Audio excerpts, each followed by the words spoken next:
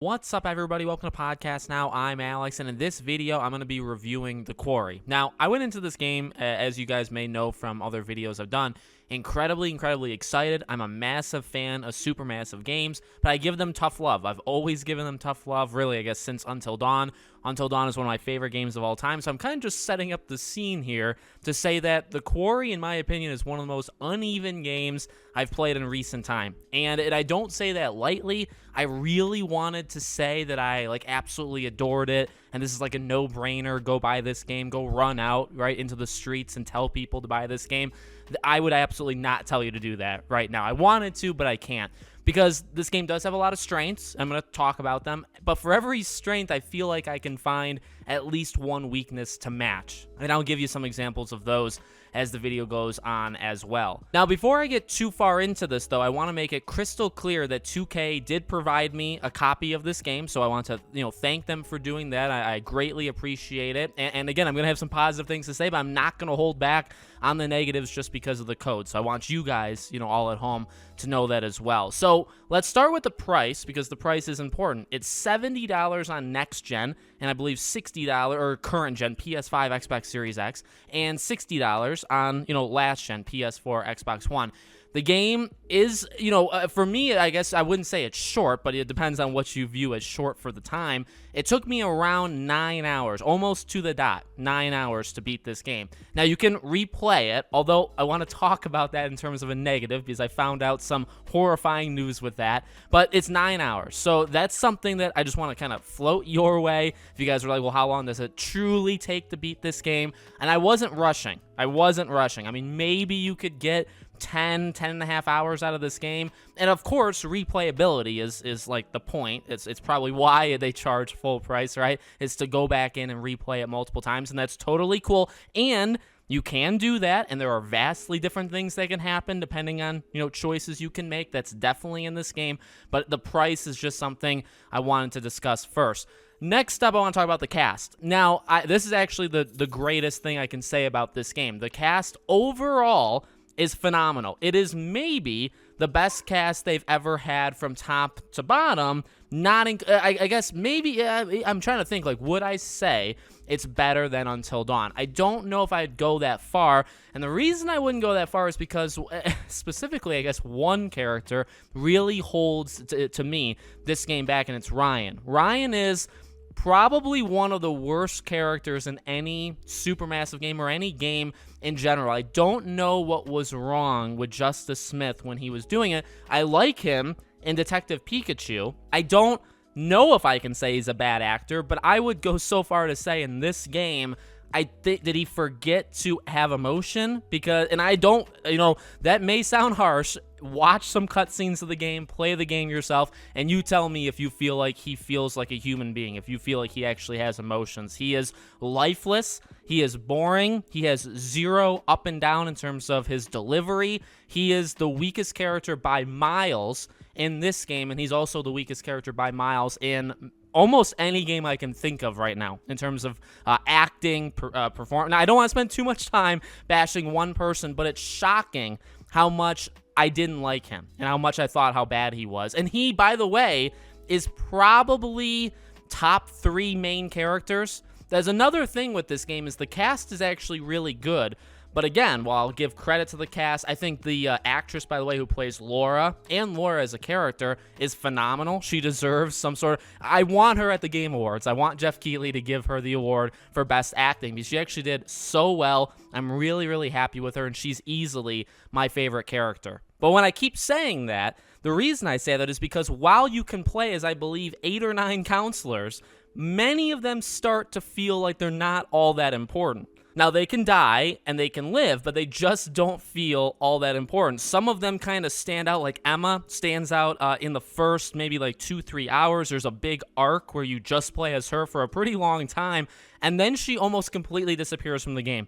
Jacob, actually the exact same thing. Jacob literally is gone for almost the entire game. And I guess, by the way, this is without spoilers. I'm not going to spoil things. And these things do change depending on the characters die, right? Imagine Until Dawn, imagine any of the Dark Pictures games. When a character dies, like any part for that character in the future is removed. But here's the thing. I played through with the help of a guide here and there, and nobody died. I purposely did that to get the trophy. None of the main characters died for me. So they all had their chance. Any cutscene that was supposed to be in the game by them was in the game, and I still feel this way. Characters were still, in my opinion, kind of left on the wayside really randomly, and it just felt weird. So while I'm going to give full credit to the cast and all the actors and actresses, they did a really, really good job. I don't it quickly became, there's like a top tier, right, in characters that we're going to focus on a lot, and then a bottom tier of characters we're not going to focus on a lot. And that's fine. You would expect that of any game. But when you have a game where you're playing as all of them, is it expected to have even time? Kinda. And especially when some characters are just generally more developed than others, you feel that. You greatly feel that. In terms of the decision-making, I thought was really good. Some of the strongest in the series. In terms of the visuals, I really like the visuals. We are quickly approaching like where they need a quality of life update, right, on their entire whatever system they use for the games that Supermassive does. Some things are definitely getting old. The eyes are really weird. The teeth sometimes are really weird in this game. But overall, I think still the visuals are really solid. I really, really like how it looks. Gameplay-wise, in terms of kind of going around the environment, now, I really want to spend just a second or two, maybe a little bit more, talking about that element, because I have been frustrated in games, so I don't want to say I've never been this frustrated. This game, for some reason, well, I know why it takes place at night. I know why it takes place in the dark. And I know I'm also losing my vision, slowly but surely. Do I need glasses? Probably. But my wife can back me up. She was sitting next to me watching. I did different experiments with lighting, my own lighting, the game's lighting. I've never played a game, again, in at least recent memory, where when you're going around the environments, there are some times where it's so dark, you truly can't see where you're going. You don't know if there's stairs. I legitimately was like, oh, we're walking upstairs now, because I didn't know there were stairs there, all right? It's shocking how many areas in this game, throughout the whole game, start to finish, that is just so dark.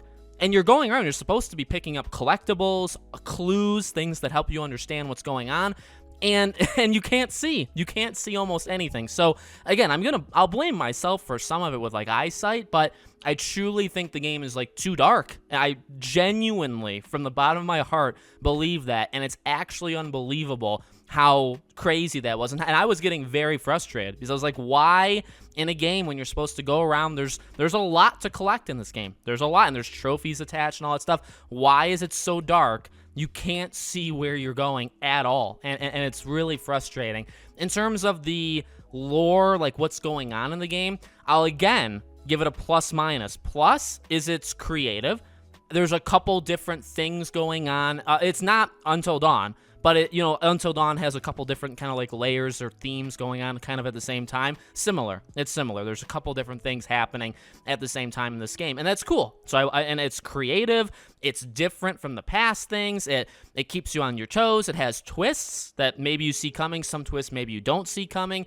The way you learn about stuff seems generally okay. Seems generally organic.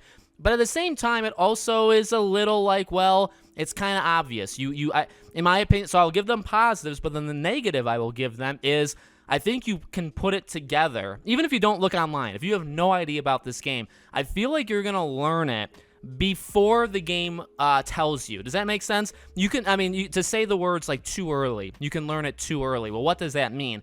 I think, in a game like this, you're supposed to kind of learn with the characters. That's at least the goal. I think you learn these things far before. You learn them to the point that when characters are asking questions to each other, they sound really stupid. Where it's like, have you not put it together yet? Because, like, we have figured it out. Like, the audience, like, who's playing. I've figured it out. How have you not? And so it kind of makes the characters look dumb in that moment. Does that make sense? That happens a lot. And again, like, I'll give them credit because it's a creative idea, and I like it. It's definitely good. But then also it's like, well, but you find it out kind of way too fast, and it seems like the characters are learning about it not fast enough. All right? So, again, I feel like that's almost every single element. The QuickTime events are definitely some of the most user-friendly, although there were a couple times that upset me, I will admit. But it's definitely the most user-friendly. It's literally, you don't have to press, like, the actual, like an X, circle, A, B. You don't have to press any of those. You literally just use the analog stick, and you can shoot with like a right trigger R2. That's really the only, and you have to spam the X or A button. That's it. That's the only quick time events are in the entire game. So it's definitely more user friendly, where you don't have to panic so much. I only messed up like, oh my god, 3-4 times. There's a save feature where if you lose a character, you have a chance to kind of repeat. You have 3 lives throughout the entire game. I used all 3, but I managed to keep every character alive. But you have that opportunity. So it is the most friendly one I think that they've ever made. In terms of just, I think naturally you're going to keep a lot of them alive, and then if you mess up, you have a couple, spare lives so you can kind of redo it, and then if you mess up from there, that's it. Last thing I'll say, which is kind of annoying, goes all the way back to the beginning. We'll circle back to the beginning. I said that replaying it is both also a pro and a con, and so let me say something on that. So, again, pro is there are vastly different ways this game can go. Quite a few, right? So you are going to want to replay it, and that's fine. That's all awesome. The issue is, number one, I'm not a fan of how the collectibles work. Like, if you need to get all the collectibles for a trophy, and you start... So when you beat the game, you're allowed to pick which chapter. You can do chapter select. But chapter select comes with 2 crucial negatives that I can't even believe are real things. Number one, the collectibles vanish. So when you beat the game, say you're missing collectibles, and say you're missing a collectible at like chapter 2. Well, if you go to chapter 2, you need to play through the entire game now. You're stuck. You are stuck there. You can't go back to chapter select and say, hey, I want to pop in a chapter 2, then I'm going to pop in a chapter 5. You can't do that. You have to, wherever you start is the starting point. And again, when I say collectibles vanish, I mean wherever you start when you do the chapter select, every collectible from that moment on, from your first playthrough, is gone. So say you start in chapter 3, you need to start at chapter 3. Again, you can't do anything else. You can't chapter select. You have to play through chapter 3 through 10. There's 10 chapters, and you need to get every single collectible. It's not like you can pick up the one you missed. So say you missed 1 in chapter 3, and that's it. You were missing 1 collectible the entire game. You need to go back to chapter 3, get that 1 collectible, and then get the other 50 that you already got the first time, but you need to get them again and beat the entire game a second time to get that. I think that's awful. I want to slam my head into the nearest wall right now thinking about it. I'm not going to go for the platinum because that's disturbingly bad. So that's my final thoughts. I don't really know. I'm pretty sure I got everything. So look, at the end of the day, if you're a fan of this stuff, I think this is still worth considering. I would say the word considering is a good word to use here. If you're not into these games, there's no way that I would, ever recommend it. I know there's a lot of people, like specifically on Twitch, watching this game, right? There's a lot of people watching. I still think, and I think this is one of the best positives that the game, any of these games, have. It's a phenomenal, movie-like game, a horror movie as a game. I mean, it just is. Whether you do movie mode, which, by the way, is awesome, right? And I've praised that quite a bit on the channel in the past. Movie mode is great. You can set up movie mode, stream it, and then everybody can watch movie mode. Or, if you just watch other people play it, you're basically watching your own movie mode, right? But, that will always be a draw. That'll always be a positive, and it'll always be something that I applaud them on because they kind of almost created that, and they're keeping it alive almost single-handedly, right? So they deserve a lot of praise for doing it. And so I think that's very valuable. But in terms of you as a human being, the one person that I'm speaking to one-on-one here, if you're thinking about getting it, I mean, that's something you have to consider. Are you in love with these games? If you're in love with it and you want to see what it's about, I think it's probably worth it. It's a very uneven game. It's not the best one they've made. I think Until Dawn is better. It's better than, I want to say it's better than all of the Dark Picture games, but I'm honestly not sure I can say that. Because, again, for every really good strength, there's a really bad weakness, and I don't know if I can say that for the Dark Pictures.